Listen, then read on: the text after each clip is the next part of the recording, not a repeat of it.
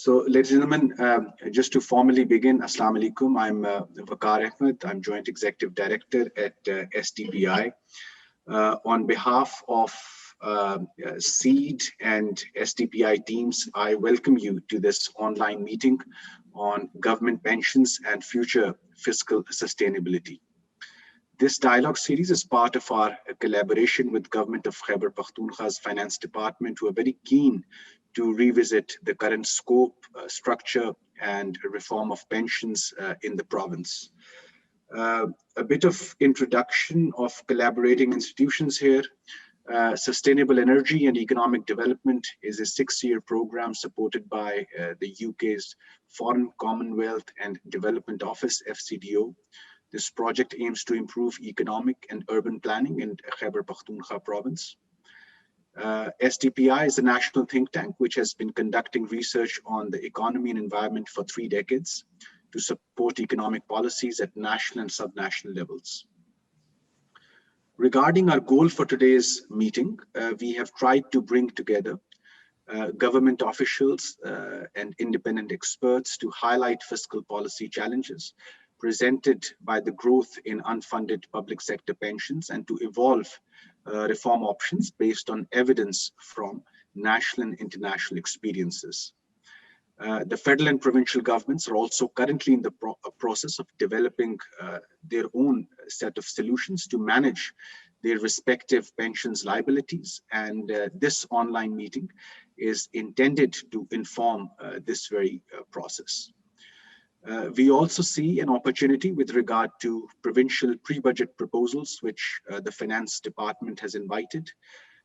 We hope that today's discussion will be productive and we'll be able to take back the proceedings with some actionable advice for KP's budget for fiscal year 21-22. Some housekeeping announcements. With your permission, with the permission of our distinguished panel, the meeting will be recorded and the video will be available online to revisit at a later stage or to circulate across your networks.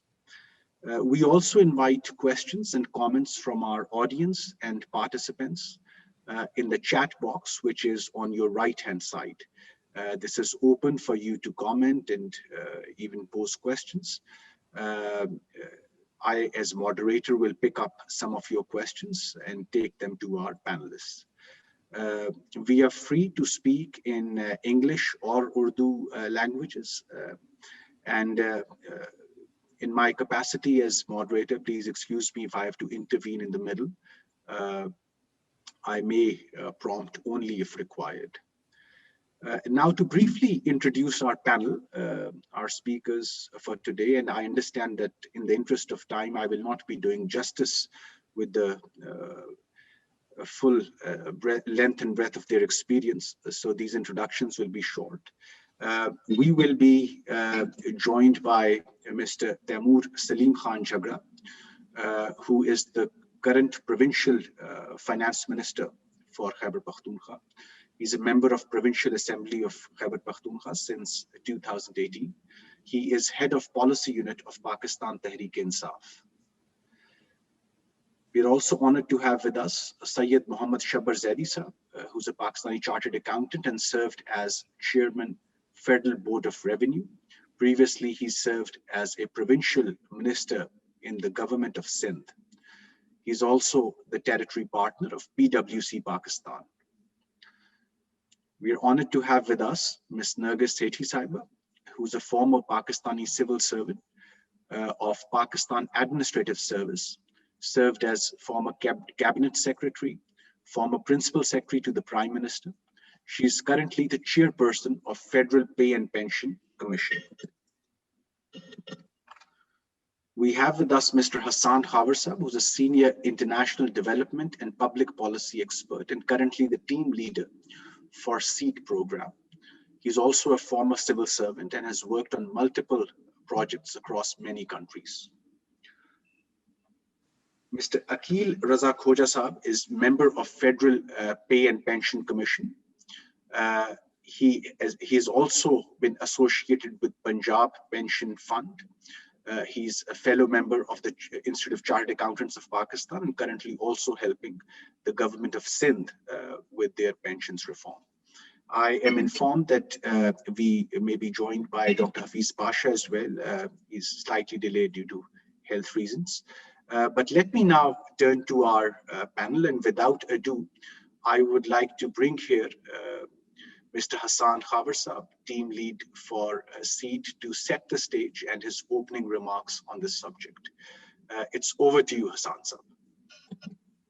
Dr. Thank you so much. Thank you so much for organizing this wonderful discussion and also pulling together this star-studded webinar, right? So I think we have all the right voices on the panel. We have someone who has seen the revenue side and has seen how difficult is it to collect revenue in this country, Shabbar Saab. We have Madam Nargis Sethi, who is absolutely the right person, being the head of the most recent Pay and Pension Commission. We are expected to have, of course, Pasha Saab, who brings in a lot of economic policy experience. We have you, of course, and then Jhagra Saab, who brings in the government experience. Pension is something which, of course, is very important to Seed, and I'll just take a few minutes to explain why. Because Seed is as you said, is an FCDO funded program geared towards mobilizing public and private investment.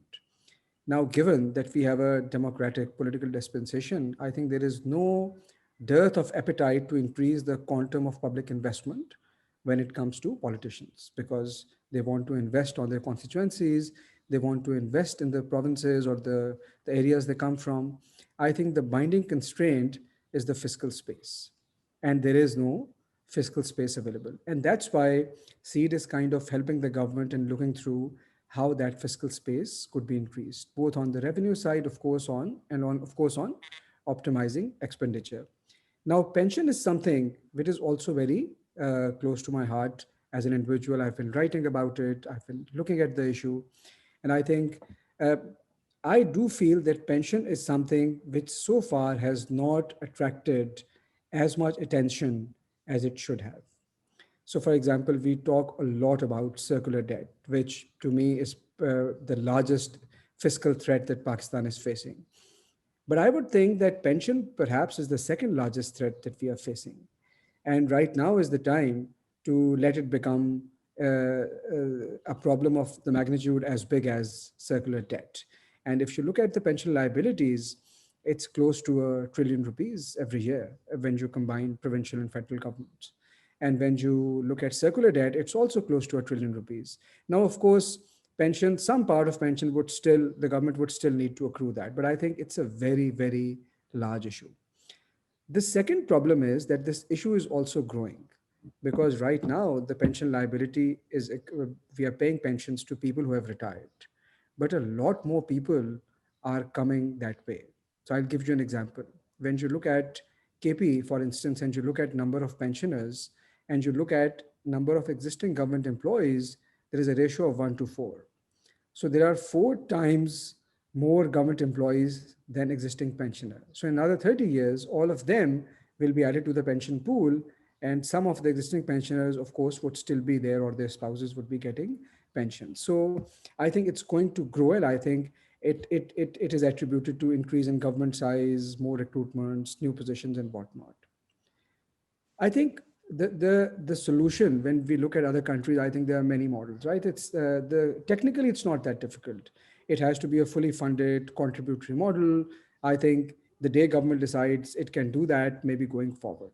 I think the real issue is people who are already drawing that pension or who are already in the government service. And I think anything that changes their terms of service is going to be a big political issue. So I think the political economy is many times more complex than the economic or fiscal dimensions of the issue. And I think that is why we need a discourse. And before even that discourse, I think we also need to know how big is this problem. And so far, we have had these disparate, individual, fragmented pieces of valuations sometime in the past. So KP, for example, is right now doing an actuarial valuation. Punjab did it in 2015. And when it happened, I think they estimated Punjab's accrued liabilities, pension liabilities, somewhere around 3.5 trillion rupees. And that was 6 years ago. Then you add other provinces, you add the federal civil and military pensions, you add state owned enterprises, and it grows into something which I'm not sure the quantum, but something comparable to our total debt portfolio. So I think the problem is huge, but I think we need a lot of these conversations to happen to inform the discourse and to inform the government's policy choices in terms of what can be done. So I won't take any more time and I'll hand it back to you. Thank you, Dr. Thank you, Hassan Saab. I really appreciate these inputs. And you rightly said that the challenge of pensions now needs to occupy a greater space in the fiscal policy discourse in the country. It's almost 10% of this year's provincial Khyber Pakhtunkhwa budget. And as you rightly said, it's bound to grow over time. With these introductory remarks, let me move to Ms. Nargis Sethi Sahiba. And given that Madam is now the chair of Pay and Pension Commission at the federal level, my first question, Madam, would be if you could explain for our knowledge, how is the present commission different from the commissions constituted in the past? And what is the way forward for the present commission? Please, Madam. Thank you, Dr. Vaqar, Dr. Ahmed. Well, the previous Pay and Pension Commissions did great work within the TOR's terms of reference assigned to them by the then government. The present commission is different in the sense that it is a very well represented commission with members both from private and public sector. It has a wide membership. We have something like 9 members who have diverse experience, and they come both from the public and the private sector. The commission, what I've done is that the commission has been divided into 9 subcommittees, and this is something which has not been done in the past, and each subcommittee is headed by a commission member and is dealing with a part of the overall TORs of the commission. There is a committee, more relevant to us, there is a committee on civil and military pension. The committee has very wide membership, which includes representatives of the federal and provincial government and the armed forces of Pakistan, like it has a rep from each of the 3 services. It is too early to really share the deliberations, but one thing I can say with a lot of confidence that there is a strong appreciation at the committee level that we have to come up with an out-of-box way forward, as it cannot remain business as usual. We are in the midst of hiring an actuarial firm. After the actuarial study, the commission will be in a better position to suggest a self-sustaining pension system. And to respond to the second part of your question, Dr. Ahmed, I would like to say that the commission will not only evaluate the sustainability of the existing system, but will also propose a new system and its implementation methodology, institutional framework and timelines for implementation. But then it will be up to the executive authority to take a decision regarding its actual implementation. And this is how I feel it is different, that it has a very wide membership. Like, I have lots of people who have served in the government, who have served in the private sector, and they have more than 2 to 3 decades of experience. So this is what I can tell you. Thank you, Madam. And maybe just a supplementary question for now. As you rightly explained, that your commission is tasked with this huge challenge, which is a genuine reform question here. How do you see the role of provincial governments and provincial finance departments? Should they be taking a similar route which you have just explained? Or are there other approaches in mind which you may like to suggest for now? As you also know, that they have already been looking at this issue, which is a huge issue. and most of the provincial governments have also conducted actuarial studies also. And there is a serious realization at the level of the federal and provincial government regarding the growing pension budget. It is due to this reason only that the federal government has constituted this commission at the federal level, and that TOR, that the commissions also cover the provincial governments. You know, the TOR are not confined to the federal government; they cover the federal government, the provincial government, and the armed forces of Pakistan. All the four provincial government and Azad Jammu and Kashmir governments have conducted their studies to determine the sustainability of the existing pension system and are trying to find solutions to tackle this huge problem. I feel that historically, the provinces have always been following the federal government with reference to their policy, rules, regulations. But post 18th Amendment, things have changed somewhat. Now the provincial governments are more, empowered. They have more resources also, so they can develop more of a relationship with the federal government. And I feel that the provincial government, it is the provincial government which can provide support to the federal government in finding a workable solution in sustaining pension liability. One way to facilitate the federal government would be to share relevant data and information with the federal government in a timely and transparent manner.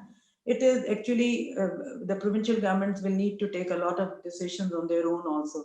But this is for sure that the federal the commission at the federal level will not be able to work effectively unless and until we have a strong rapport and a relationship with the federal government.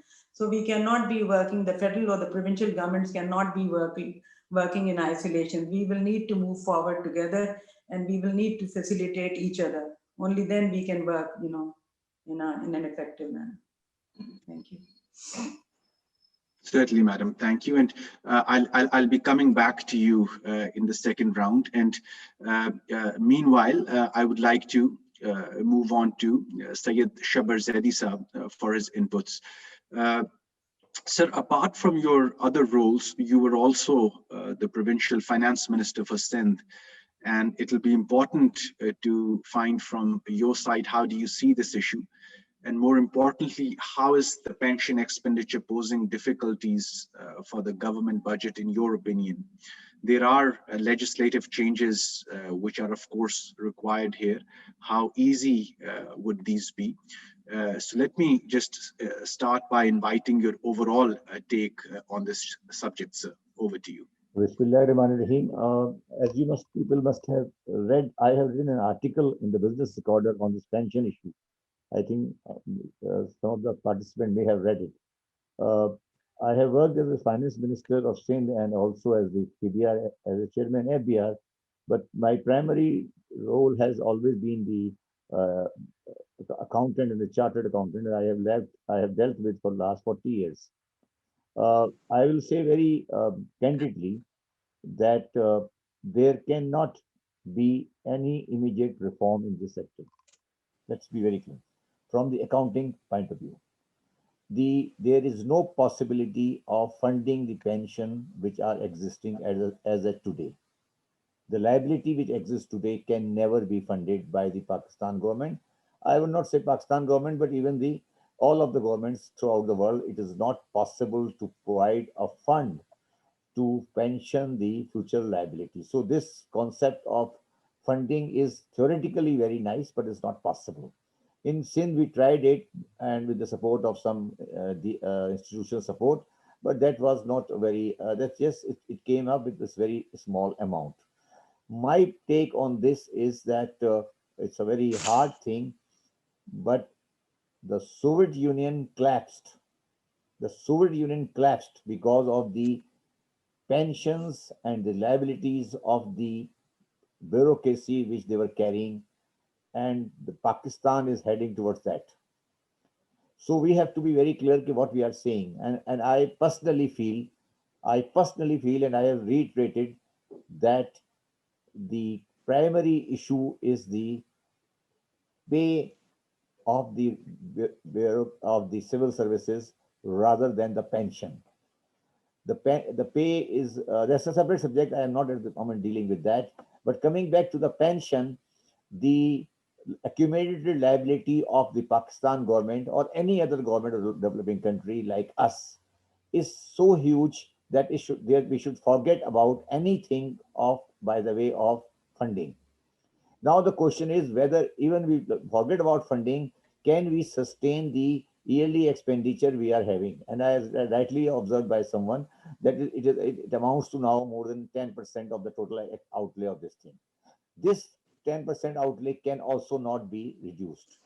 What I have suggested in my article in the paper, that the only solution I can live with is that from July 1, 2021, we should immediately announce that any government employment from this date will not be eligible to pension. If the pension will be there, it will be the funded pension for which the employee will contribute, and it will be invested in some state pension scheme, and that is all. So we have to spread the liability into two parts: the present part and the future part. If we go on discussing like this, what we have been discussing for years, then it will not resolve the problem. The problem is that the basic premise of the unfunded pension system in the world has finished. I have been in this profession for last 40 years. There is no concept of retirement benefit, unfunded retirement benefit in any organization in the world anymore. So what we should do, we should think about the future. The past liability is there and it's there. In that respect, I have also said one thing, that the performance of the provincial governments and the performance of the federal government or performance of organizations like railway and others are very badly disturbed when their expenditure include a bulk of pension for which they have nothing to do. So what I suggest, that all the pension liabilities should be kept aside from the performance structure, and they should be kept as an expenditure item, and this will go on forever, and there will be no. We can consider, but I think it's not possible, commutation of the pension by way of some state property or some plots or something like that, rather than cash. But on the cash side, since I have been the Minister of Finance for Sindh, as well as the Federal Board of Revenue, it is completely impossible, unthinkable, not to be considered that the Pakistan will ever be able to fund the pension liability. That's my very clear conclusion. Thank you. Thank you, Shabbar Saab.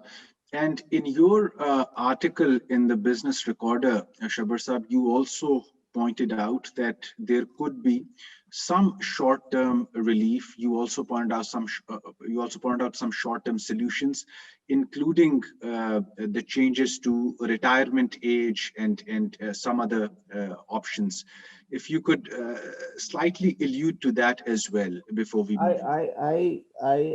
Taimur will be able to further explain that thing. When I was a chairman at BR, I saw one of the proposal from I think it was from KPK government, that the retirement age should be increased from 60 to 62. And when I inquired about that reason, because I was not a party, I was just sitting there as a participant. When I asked someone why this proposal is being given, somebody said that it is being given to defer the pension liability, because in any way salary is being paid. If we hire a new employee, there will be additional cost and pension cost will be there. So this is one of the way of deferring the cash outlay by the government. I completely disagree with this concept. Completely, I would say completely. If you want to increase the retirement age of the people, I would say go on merit, but not for the reason that you don't have money to pay pension as a new salary. This is totally wrong. So, but what Thank you, I'm sir. saying, this was proposed at one time, but this is only a cash item. Means you are trying to defer the cash. That's all. But the problem, my problem is very simple. My problem is that I was a chairman of the FBR with 22,000 people. And I can assure you, I can guarantee you that out of the 22,000 people, at least 10,000 people can be asked to leave, and it will be a benefit to the department rather than a loss to the department next day. But we cannot do this under the present system. So the question is that there should be immediate, I would say, there should be immediate ban on any further employment in these kind of institutions, because they are already overemployed, and their level of their employees is so pathetic that 90% of my people, when I was in FBR, were given laptops, but they were not even, they knew how to use the laptops. So the question is that, firstly, when we deal with the pension issue, firstly, we have to also deal with the size of the government. The size of the government in these departments is very, very high. And these need to be settled, because we don't need 22,000 people in the FBR when we can do with not more than, I would say not more than 5,000 people. So this is one of my suggestion. But what I'm saying is, coming back to the pension liability, in my view, the pension liability should be immediately spread into two parts. One is the past liability, other is the future liability. Unfortunately, we are still mixing the two questions. The past liability, I think we don't have much options. The future liability is not being considered, which is, in my view, is a major issue. Because this country will go on forever. When we will be sitting after 20 years, we will be saying the same thing. So at least stop the ball rolling at this stage. Thank you, sir. I think this is very well noted. And before I go to Aquil Saab, I can see that we are receiving some very good questions in the Q&A and the chat box. I would like to thank the attendees. And in case any of our panelists would like to respond to them here, they are more than welcome to do that. Otherwise, we will be taking these questions at the very end. With this, let me move to Aquil Saab. And Aquil Saab, given your background, one would really like to know the terms of reference of the current actuarial analyses which are being conducted across different provinces. How timely are these? Would these be more like opinion or advice pieces, or do you see capacity in the government to implement the advice which you and your colleagues as experienced actuarists are providing to the government? And you've also been extensively involved with the Punjab Pension Fund. And if you could provide us some learnings from your experience over there, and how other provinces could chalk out their own pension schemes going forward. It's over to you, Aquil Saab. Aquil Saab, you may have to unmute yourself. Thank you. Before I come to your specific question, I also just want to talk a few minutes on the sustainability part. Some figures were mentioned. I'll correct them as well and give you more insight on those. In Punjab, 2015, liability was 3.8 trillion. In 2019, they have completed the analysis. The liability is 6.5 trillion, sir. So a growth of around almost 100% in 4 years. In Sindh, the liability in 2012 was 1.1 trillion. In 2020, we have just finished the actual analysis. It is 4.1 trillion. So it's 4 times again. Federal government, they did in 2009. They have to do now again in 2020. So we can't say what will be the current figure. But the growth which is coming is 25% CAGR annually in terms of the pension expenditure. In Punjab, revenue growth is 15%. When the expenditure growth is 25%, we are increasing our current expenditure. And from where this budget is coming, we are encroaching the development side. This is more, I think, problematic, because overall development, health, education, provinces spend from the development side. And if you don't have the budget, you can see where we are heading. Coming to the specific question on the actuarial part, it is always recommendations, but actuaries do recommend specific solutions which enable, governments to rebalance their expenditure. Shabbar Saab has given a very, I would say, not pessimistic, but something, a view which he feels we can't correct. I'm a bit optimistic on that. Thing is that we have spoiled the scheme itself, actually. Like the list of beneficiaries, if you see, they extend to, it doesn't end. I give you a very recent example in Sindh. In 2019-20, there were 26,000 new pensioners into the scheme, which came from retirement, all kinds of retirements, voluntary early retirements and the superannuation. And only 1,000 exit the scheme. So net increase in pensioner in a year is 25,000. And if you see this growth, so where you heading? You just mentioned, I think somebody mentioned of the KPK, numbers of active employees and the pensioners. In autonomous institution like railways, you must have seen their RFP. It says 130,000 are the retirees and active are around 70,000. So pensioners are double than the active employees. Shabbar Saab rightly said, we have to think through the size of the civil service, from where they're ultimately converting into the pension side. Basically, in my view, as I said, scheme has changed its basic structure. Apart from the list of beneficiaries, we see a very high tendency of early retirees. KPK had, when they put this proposal in 2018 for minimum age of early retirees at 55, which Peshawar High Court somehow stayed the decision. But this is now found in every province. In Punjab, in Sindh, it is 60% of the total retirees in a year are the voluntary early retirees. Like I gave you the number of 26,000 for the Sindh. Out of those 26,000, around 16,000 are the voluntary early retirees. They are burdening the system before time. If we have to give them at the give the pension at the superannuation time, they're coming now after completing of 25 years mandatory service. They're taking their pension, they're taking their commutation, they are coming into the pension side earlier than we had foreseen.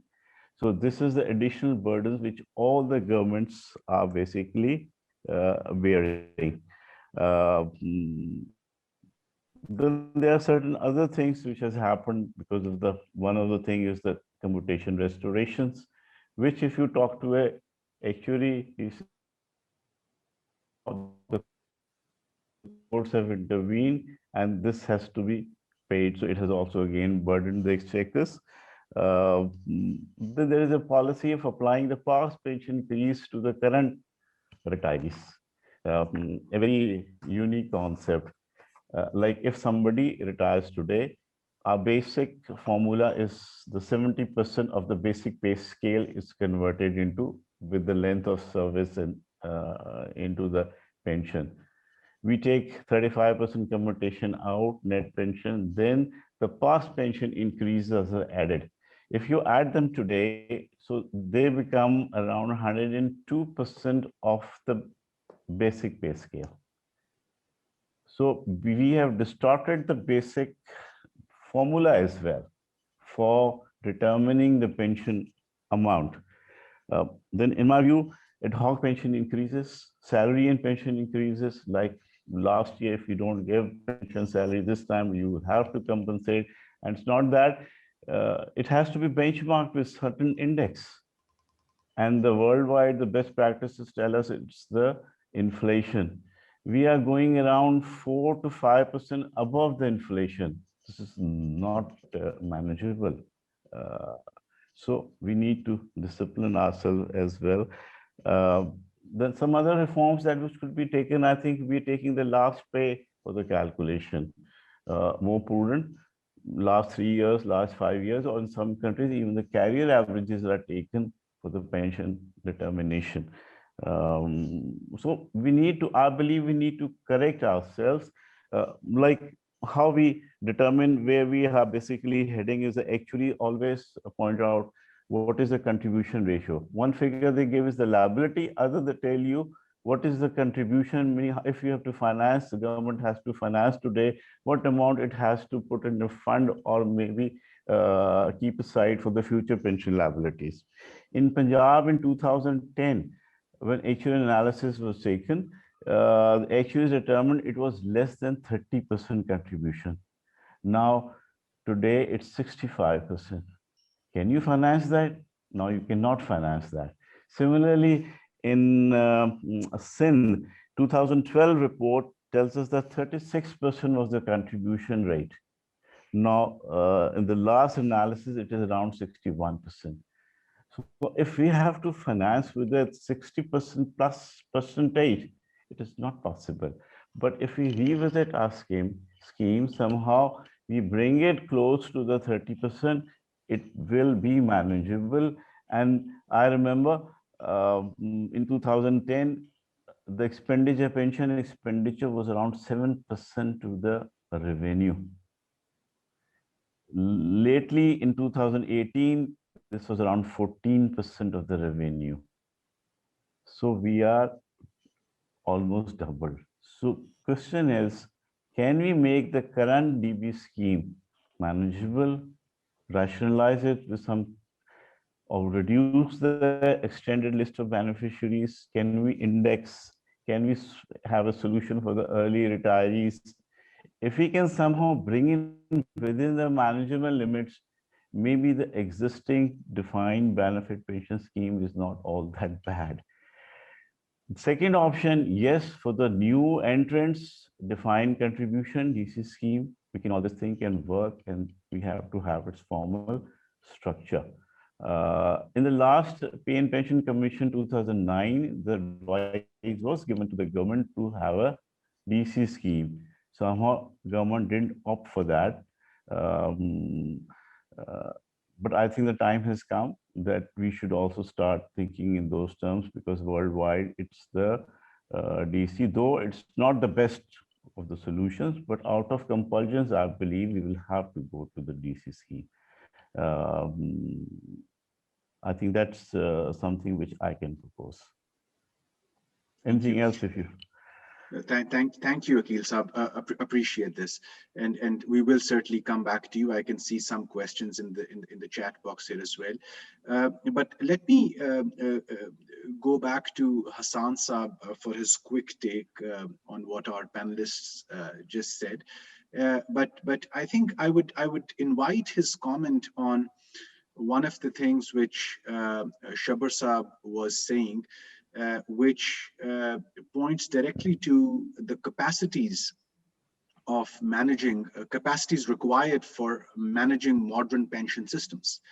And given that you and the SEED program have been doing quite a bit of thinking on how to help the provincial government, you of course engage with them on a very frequent basis. When it comes to sort of having a sort of a modern pension system going forward, what would be your take? What is it that the government would have to do on their own? What is it that non-government partners, where is it that they can help? Just maybe your brief interventions on that.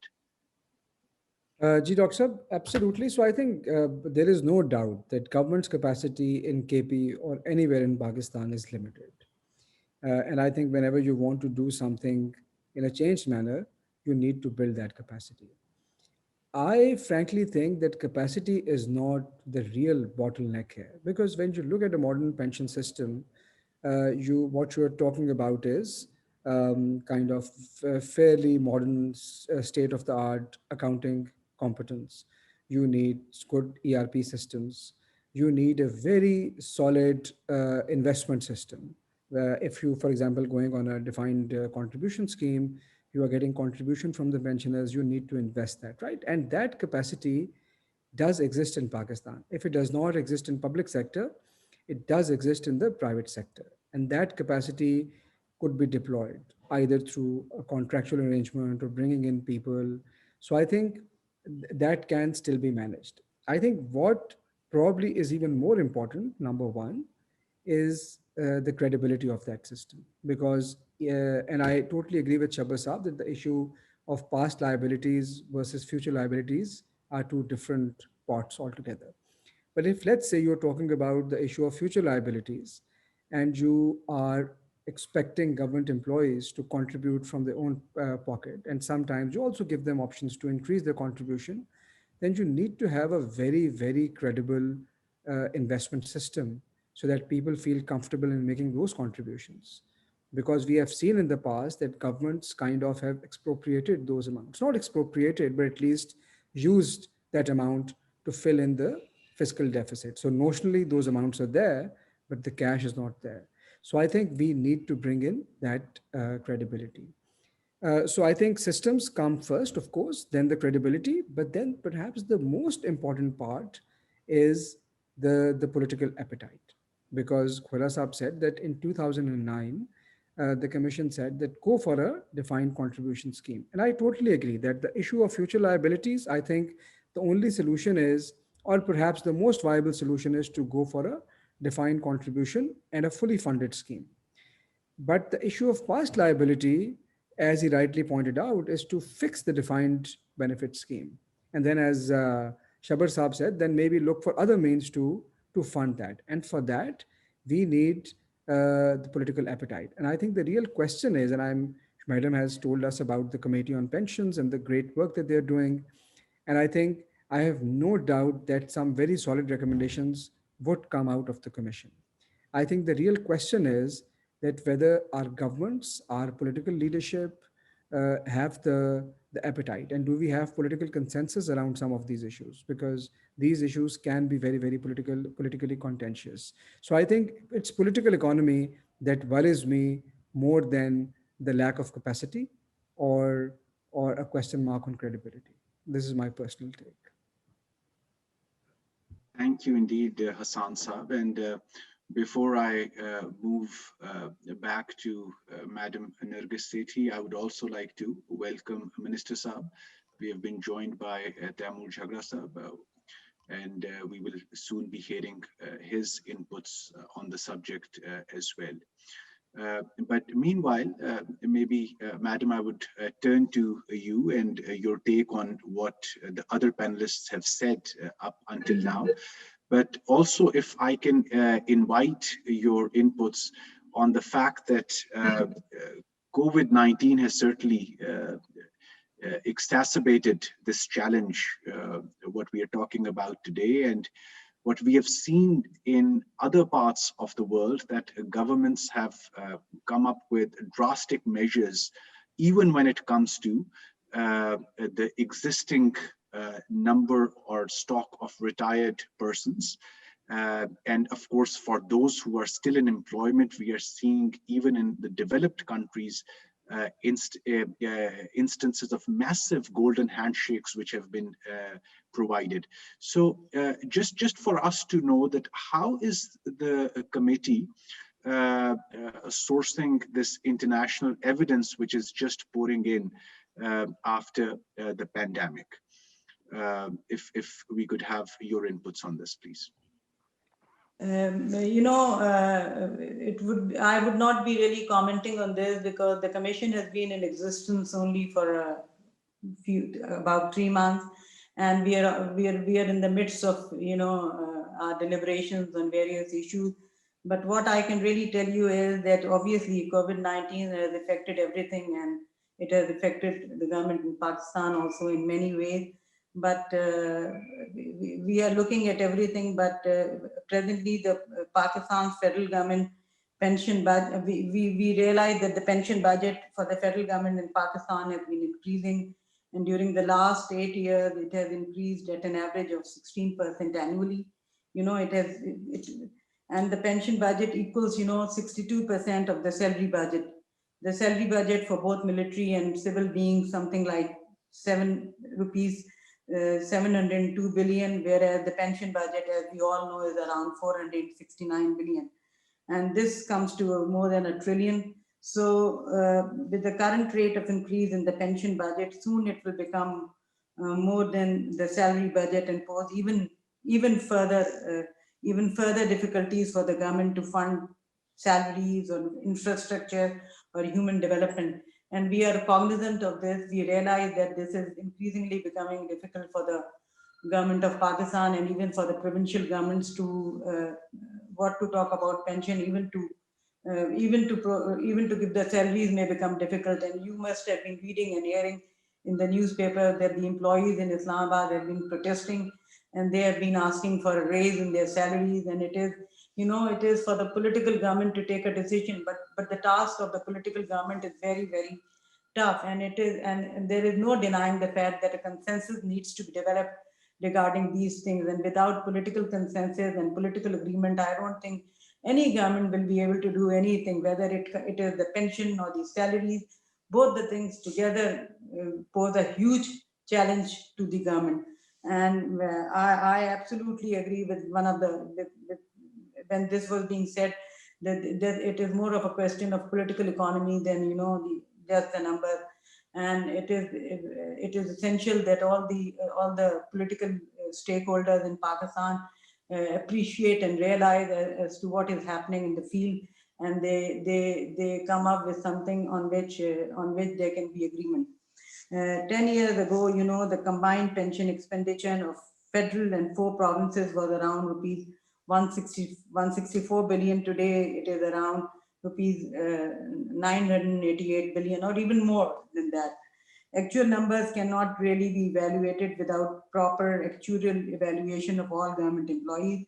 The present model of the pension model is an age-old model. Like other countries in the world, we also have to move from the current model towards defined contribution. And I will again say that it is absolutely essential that some kind of an agreement, some kind of a charter is concluded between all the stakeholders, because even if you need to have political will, but political will only on the part of the government will not be essential. All the political stakeholders will have to agree. Only then we can see some kind of a movement towards a positive movement where we can reach some kind of an agreement. Thank you. Thank you, madam. And maybe on one of your points, I would like to take that to Shabbar Sahab as well. Of course, what he has been proposing is, of course, two sets of solutions, one for the existing employees and one for the retired. And just because selling both these solutions to those who would be the beneficiaries is going to be the key challenge. And as madam, you rightly pointed out, we have seen in the past 2 days the All Pakistan Clerks Association and several other employee associations being on the roads of Islamabad. So Shabbar Sahab, how does one sell these two sets of solutions, even to those who are in the service at this point? How to take them on board? And we do understand that you have had the difficult experience in FBR as well, and even as provincial minister, so your take on this, please. Let me tell you one very interesting thing, and it's on a lighter note, what Khawar was referring that about the system. When I was the finance minister of Sindh, there is a small funded pension scheme in government of Sindh. When I asked that where this money which is lying on the fund is invested, so they said 50% invested in Sindh Bank and 50% invested in Summit Bank. I said these are the two most I would say not reliable banks. Why? They said, no, this is the government instruction, so the money should be invested there. So I totally agree with Khawar that the government systems are not prone to any efficient management of the funds. That's because they believe in the cash system accounting. Coming back to the main question, I think let me reiterate what I'm saying. What I am saying that whoever is employed on July 1, 2021 onward, they should be given different mandate, and those who were employed before should be given other mandate. It is very clear legal position that you cannot change a slightest amount of the past liability and you are bound by that thing. So there will be directly conflict of estoppel, and they will win the case in the Supreme Court. So firstly, let us be very clear that there cannot be any sort of reduction in the existing liability which is there, including the right to increase the pension at a certain level. So what I am again reiterating, that we are mixing two questions. First question is the crystallized liability, and that crystallized liability is huge, first thing. Second, it cannot be changed, it will continue increasing. Third is that it cannot be funded. That these are the three primary things about that, and we should park that on a separate book. These are the separate books to be maintained. This is nothing to do with the no pension commission. Nothing can do anything about that. I am very sure of it. It will be a complete waste of time if we go on. Yes, we can do some minor changes like that there should not be ghost pension or something like that. But as far as the past liability is concerned, nothing can be done. So that's a separate chapter. Now what I am suggesting is that we should start this new pension funded scheme at the inception of the employment, and there will be no problem if we change the rules of the business and say that any government employee who will be coming this date, from this date or whatever date is, then he will not be entitled to unfunded pension scheme as is there for the past, and that system should be totally prescribed, and that should be done. Otherwise we will be sitting after another 20 years and with a new kind of pension commission, and there will be no result for it.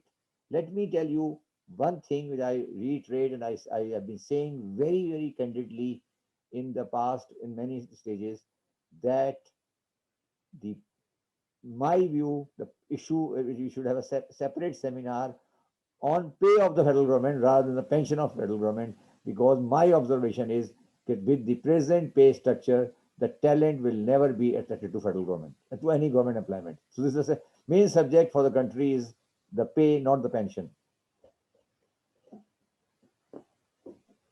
Thank you, Shabbar Saab.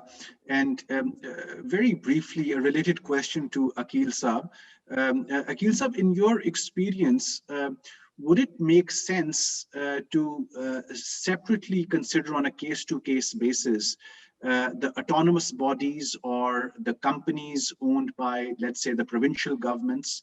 And given that those are smaller entities, and managing the future burden of pensions to start with in those companies could be relatively easier than taking a whole of the government approach.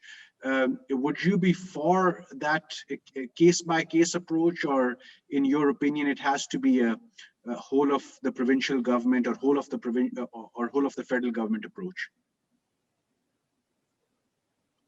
You'll have to unmute yourself, Aquil sir. As I said earlier, it's the problem with the scheme. You have to correct the scheme. I'm not that hopeless as much as Shabbar Saab is. Let us deliberate things on the Pay and Pension Commission. I'm heading the Pay and Pension Subcommittee on pension itself. We are talking to the military as well. We are discussing with the other members. I think solution can be found, and we will not have to go to that stage, as you're saying, post-COVID, any disaster situation. No, I think I have a strong believer. If we have a will to correct ourselves, we correct ourselves, and these expenses can become manageable of the past liability. Shabbar Saab is right. We cannot change the terms of service of the employees which are currently serving. Yes, for new employees from July 1st, 2021, we can have a new DC scheme. But before announcing that scheme, you have to have the scheme properly defined, and its infrastructure needs to be created. Very important question being raised on the investment management ability. I think in provinces, Sindh, KPK, and Punjab, all three have their three independent pension funds structures, even laws itself. So uniformity has to be brought in there. Since I've been part of the Punjab Pension Fund, we have no interference in the investment decisions from the government. We for many years, I mean, we didn't put any money in Bank of Punjab, and there was no pressure. So it's your investment policy, it's your committee, investment committee, how it allocates the asset, does the asset allocations, and how you perform. I think performance-wise, you can compare the Sindh fund and the Punjab fund with any private sector. It's my challenge to you. Just go and see the returns of these funds and compare with the private sector returns. They are better than the private sector returns. And yes, question is on the governance side, on the transparency side, you can have questions on those. Coming to that thing that can we have application on a small scale, a small company or entity? I believe larger civil service is common in all the provinces. You will have to have the policy at the federal level. We may, while implementing, have some pilot in a company and can see the results, because the results don't come so early of a new scheme. It is after 15, 20 years. I give an example of India. In 2014, when they came to DCS, they came with 10% contribution by the employee and 10% by the state. I think 2 years back, when they saw the accumulation is not as per their plan, they increased the government contribution to, I think, 14 or 15%. So these changes will have to be made, but you have to basically have the policy on the ground agreed by all the stakeholders. I again give you an example of Indian scheme. Pakistan is a very unique thing, sir. We are having a separate pension scheme for the state, for civil servants. We have a private sector, a corporate sector under the SSCP. They're having the retirement funds. It may be provident fund or the pension or the gratuity. For workers, we are having EOBI, and for informal sector, we don't have anything. VPS we launched, but that is, I think, for only educated people are going into larger informal workers, not into it. What India did, India had the National Pension Entity Authority, and they came up with the scheme. States have joined that. Individuals can log in there. So they have now one scheme overall. I think I'm a believer that ultimately we might have to have the same kind of a solution. Just think of overall population of Pakistan, how they're going to retire and what benefits we can offer them. Let's not yes, in the short term, civil servants is something that we need to look at, but a larger policy, at a policy level, I think you have to think of the Pakistan, all the employees, all the people basically. So concluding your question, we will have to have a national scheme. And then at the implementation stage, you can choose a pilot entity and see how it works. Thank you, Aquil Saab. Appreciate these inputs. And let me now bring into the discussion Minister Saab, who's been keenly listening to our proceedings as well. Taimur Saab, while you were away, we of course discussed the magnitude of the challenge, which you of course already know of. You've been talking about it. And we do know that partners such as Syed have been engaging with you on this subject. But we also understand that you yourself, of course, have been thinking about leading the thinking on reform options on pensions going forward. So one, we would of course like to listen to where we are with that thinking, but more importantly, how can the experienced players sitting around the table here, in this online meeting here, how can they come together and help the province in the reform process going forward, and with the implementation of some of the options which you may have thought yourself and with your team. It's over to you, sir. Thank you so much. And I apologize for joining the discussion late, although we had someone from our internal reform cell sitting here. So while you guys were talking, he briefed me on all the points that were discussed.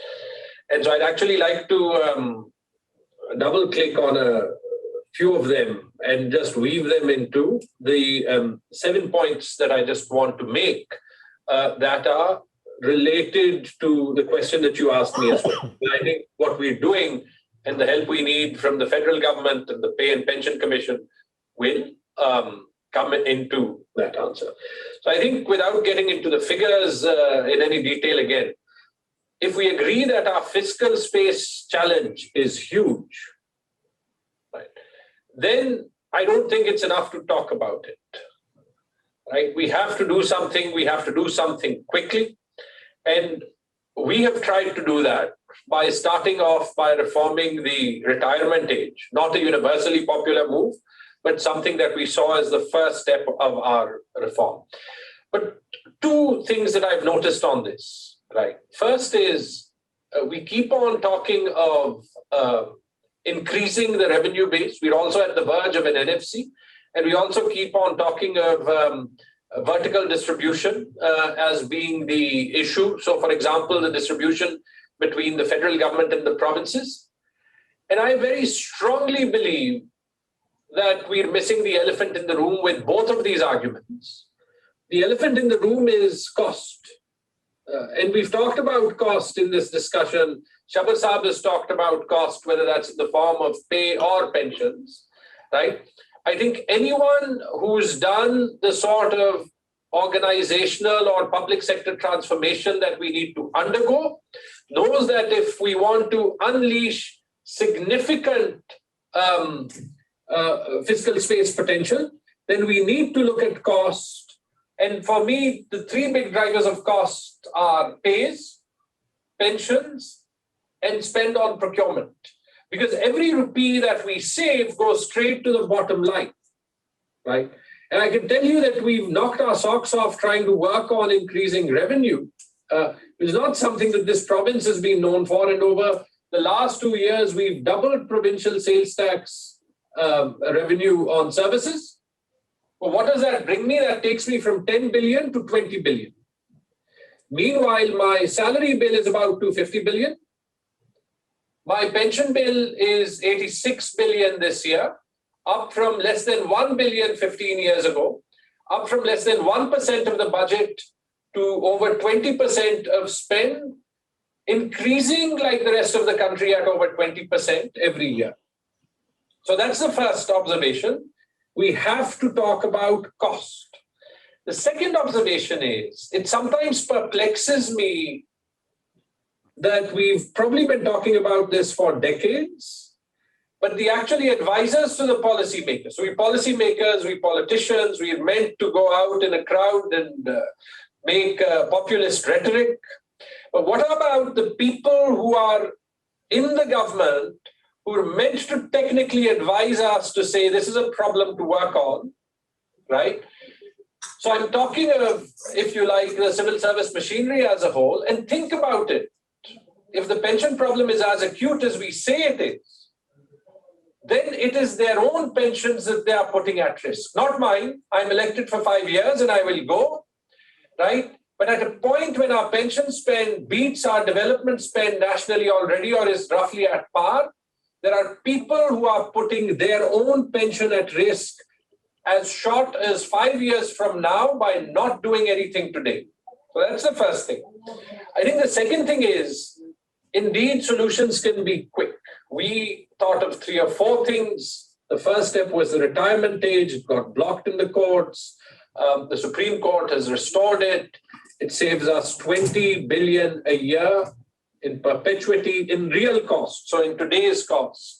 And so it's huge. I've heard a lot of criticism, but no one's given me a short-term alternative or given me 20 billion rupees a year instead. So I'd be very happy to go for a more popular solution, but someone should suggest that, and it should come along with the 20 billion attached that we actually spend on poor people. That's the equivalent of our universal health insurance scheme. So you could say that that's saving funds it, right? The second thing that we can do is make a few minor adjustments to the rules to send the right signal. Because today there's a small minority, but there is a minority of people who collect 2 pensions, who collect a pay and a pension, where there is something like 13 degrees of people from the original pensioner who are liable to continue to collect a pension. Again, something that we've talked about. We've got those rules ready, and I promise you it will not affect the pension of any single person who is drawing it. Right? But I wonder why we haven't had the collective will to act on that. And on this one reflection, Ms. Nargis Sethi talked about the political will. I agree that this will all require a lot of political will, but it will also actually, more than the political will, I believe it actually calls for administrative leadership and administrative will. Because we're talking about a benefit to roughly the 4 to 5 million people who are part of the civil service. I promise you, if those at the helm and the leadership at the administrative level takes the right position on this, the magnitude of the issue to solve will reduce by 90%. I, as a politician, am forced to moderate the speed with which I work because I'm talking about changing the structure of a benefit for someone else in government.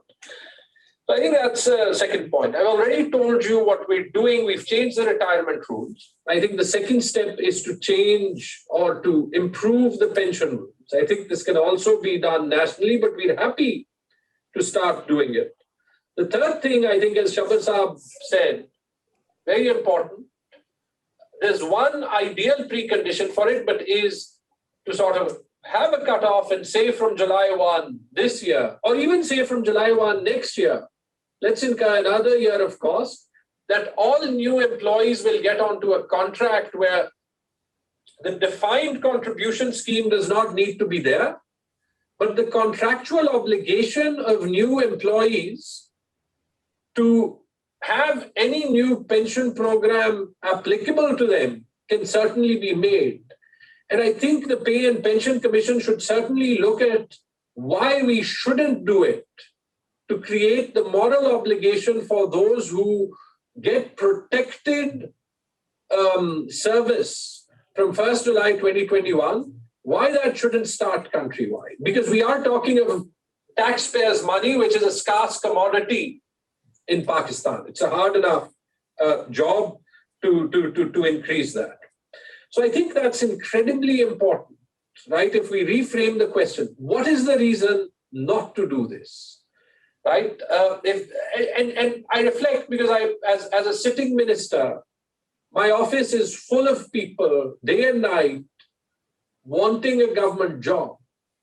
So if the supply of candidates is so huge and they're willing to work on any conditions, the signal that this actually sends is that government employment is so attractive that a large number of people will actually leave private employment for it, especially in functions where talent, the skills that you need are replicable, right? Why we can't actually put in place this condition, and indeed the other point that can be made on this is this can and should and we will replicate it in autonomous bodies and small bodies. We've asked the new KPRA Act, the Revenue Authority Act will have this. We're asking our MTI hospitals to have paid pension programs. So that's possible.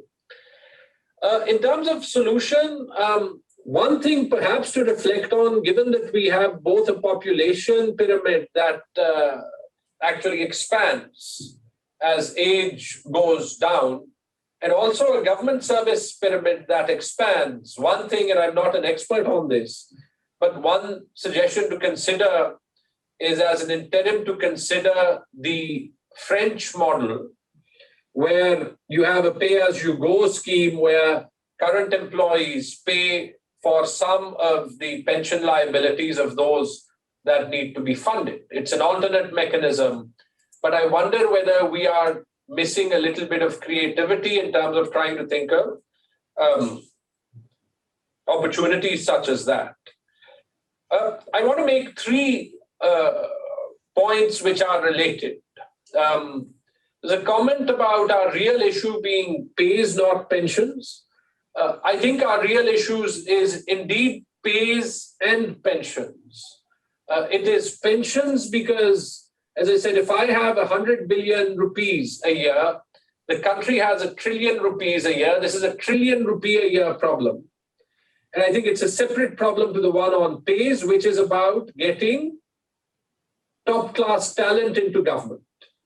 I think both are hugely important. The right talent will actually start to unlock more potentials. But the one comment that I do want to make on pays, and I agree that there should be a separate session on that, trying to get a little bit of alternative thinking, is I think our pay structure needs to have the flexibility, because you hear a lot of talk about harmonizing the pay structure across the federal and provincial governments.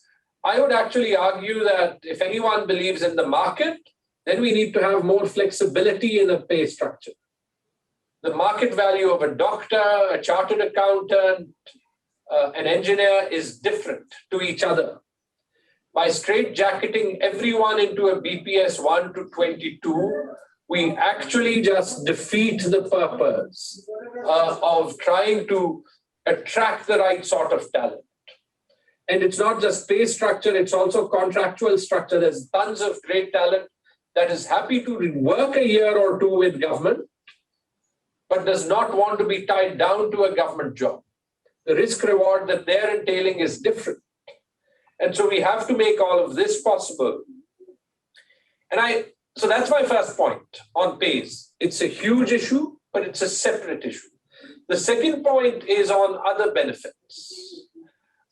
I don't think that it's all bad news, right? In the same way that once we've offered universal health insurance, that becomes part of our compensation package. You can do this in a number of areas. I'm shocked to look at the way that we give housing benefit, where we are trying to build a house for every person who's a government employee. And if I have about 600,000 and the country has about 6 million, and we're roughly building 200 government-funded houses a year, this will probably take us 10 million years. It's an unfair system. We can have a better house rental mechanism incorporated in people's pays that is tied to the cost of living in different cities, that makes government pay packages more compelling. We can also similarly have the right sort of benefits in terms of health insurance, in terms of life insurance, in terms of the fact that every government has traditionally had an army of cars. There's no reason why, like Coke or Pepsi, some of the non-monetary benefits, such as a vehicle, cannot be made part of the package of a government employee, so that you actually have an asset. And we know that something like a car in Pakistan, although this is psychological, but never reduces in nominal value, right? So why don't we offer that to employees, to more senior employees, right, as part of their corporate package?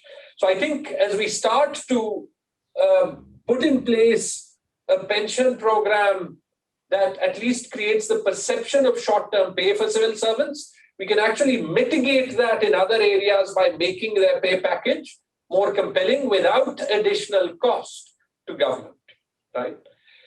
And as we do this, I think the last thing to reflect on, again, is the role of the media. Because when we talk of political will, we're talking of how these issues get misconstrued. I was not only quoted out of context, I was fictionally quoted by one of the leading English newspapers in this country, saying that I wanted to limit the pension age to 70 or 75. It was written in inverted commas. And when I talked to the journalist, he said, I know you're right, you didn't say this. I didn't know that's what went into the article, right? These are the things that actually make reform more difficult. The headline of that story said, KP wants to take the pension of widows away, right?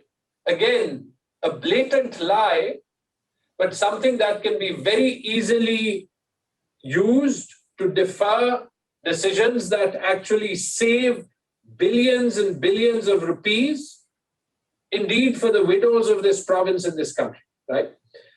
So I think there's an urgency here that has to go beyond these conversations.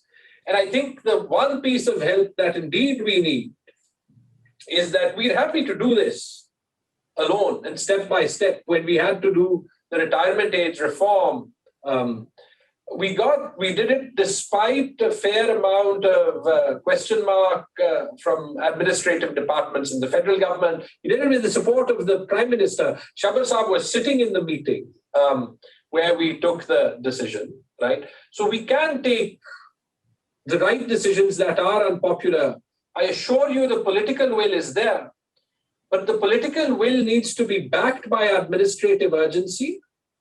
And ideally, if we use the opportunity of the Pay and Pensions Commission to take collective action, it makes it easier, because I don't stand out as the one province that has chosen to take a difficult decision. When people are doing it together, right, it is easier to explain to the lay people in the country of why this is actually saving their taxpayer money for their own benefit. So that is the collection of thoughts that I had. And I hope that answers both your question and offers a little bit of food for thought. Thank you very much, Minister Saab. I think this was very comprehensive. And a couple of questions which were coming in the chat box have also been answered. I saw questions from Nida Mukhtar, Raza Khan, and Aruj Asghar. I think all three of those questions have been answered by Minister Saab to some extent.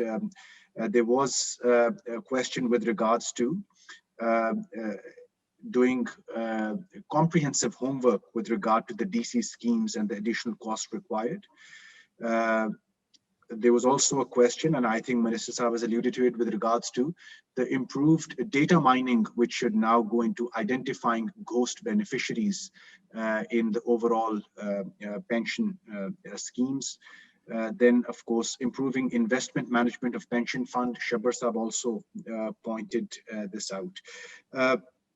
But I also want to now give a chance, in the very little time that we are left with, around 7 minutes or so, to our panelists for their take on what Minister Saab has suggested, and any additional suggestions which we may have for the time being, and suggestions to engage and provide support to the Khyber Pakhtunkhwa government going forward. So let me start with Hassan Khawar Saab first, and then come to other panelists. Hassan Saab, please.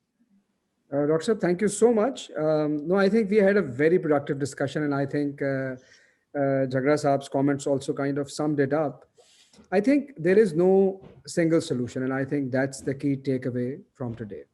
I think the first and foremost thing is, what are we doing to settle the future liabilities? And that comment came from Shabbar Saab, and I think Minister Saab also said that why cannot we take care of our future liabilities, which perhaps is the easiest part.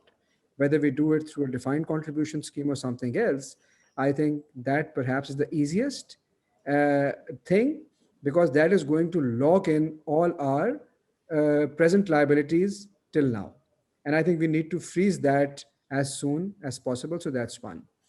The second is the settling past liabilities. And I agree, it's difficult, but I think there are two key takeaways from me.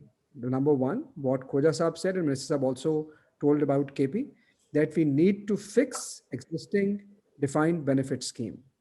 And it will have two key effects. One is, of course, it will trim down the liabilities, but also more importantly, it is the signaling effect. Because if change has to happen, you cannot bring that change overnight. You have to start small, but it will not only send signals to everyone, but it will also create gradual appetite in the leadership that the change has to come.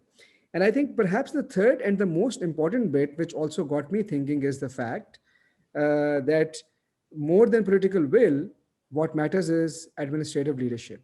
And I think I kind of agree, because I think it is the job of the administrators, civil servants, to lay out options in a way for the political leadership that difficult decisions become more appetizing.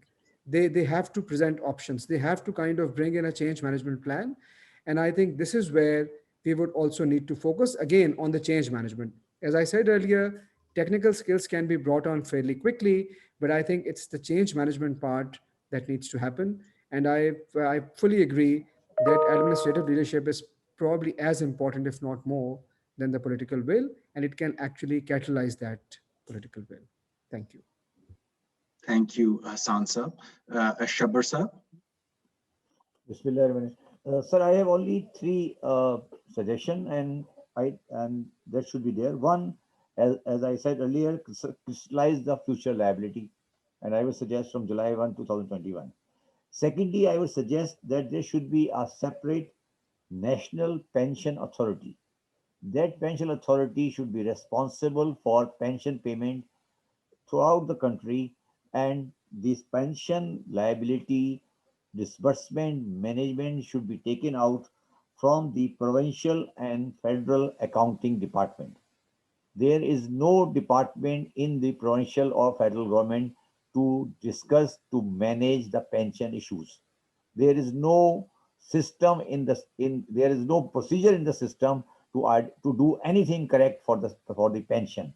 So the solution lies that we should make a national pension authority, transfer the liability to them, not in a physical term, but the responsibility, and whatever the money they need should come from provincial or federal government, as the case may be. But that authority should be responsible for future management of the pensions, identifying those pensioners, the everything about regarding pension, because at the moment I can guarantee and I can tell Mr. Jhagra and anyone who's the government that no one in federal and provincial government has any desk dealing with pension. It is a subject only in the books. So this is actually a forgotten subject actually.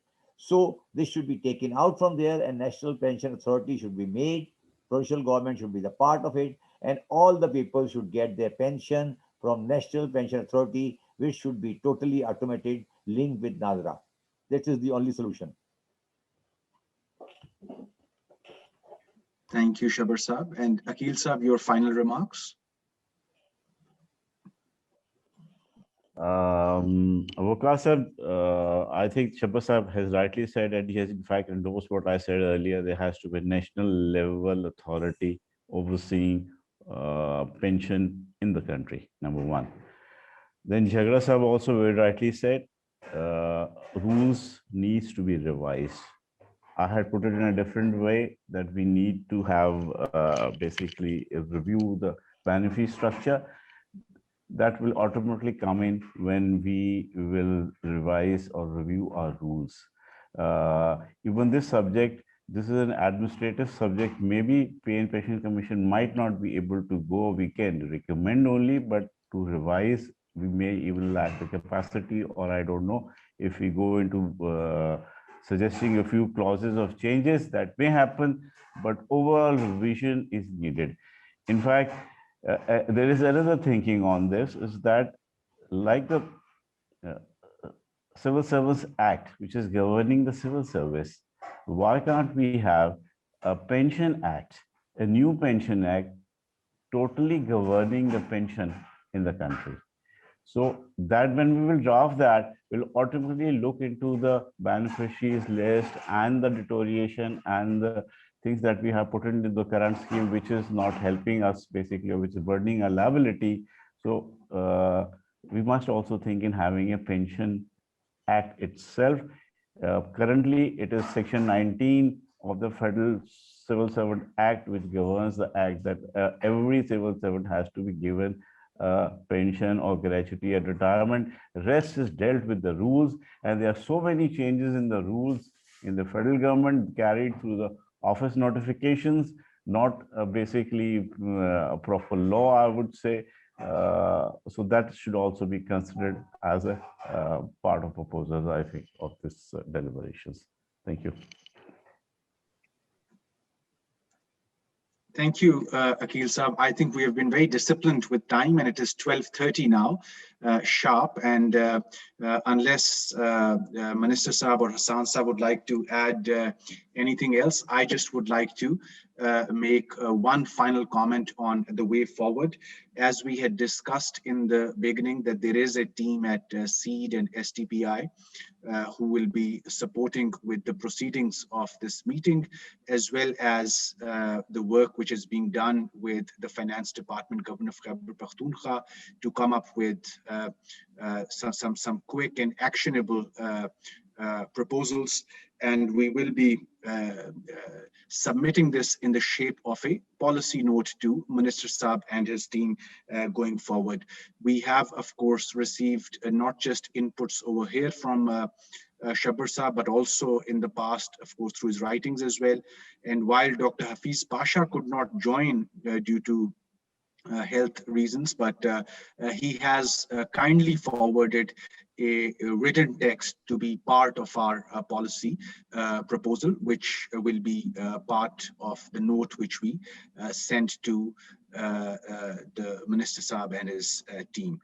So with this final comment, let me now thank Mr. Taimur Jhagra Saab, Syed Shabbar Zaidi Saab, Aquil, Raza, Khoja Saab, Ms. Nargis Sethi, and Mr. Hassan Khawar for being the distinguished panelists in today's meeting. Today's meeting was attended by around 86 very esteemed participants, from whom we have also received written inputs over here in the chat box, which will, of course, be part of our proceedings note as well. And of course, this recording will be available for our colleagues in the government and the finance department to revisit. I would like to thank all of you once again for your participation and your time. Thank you.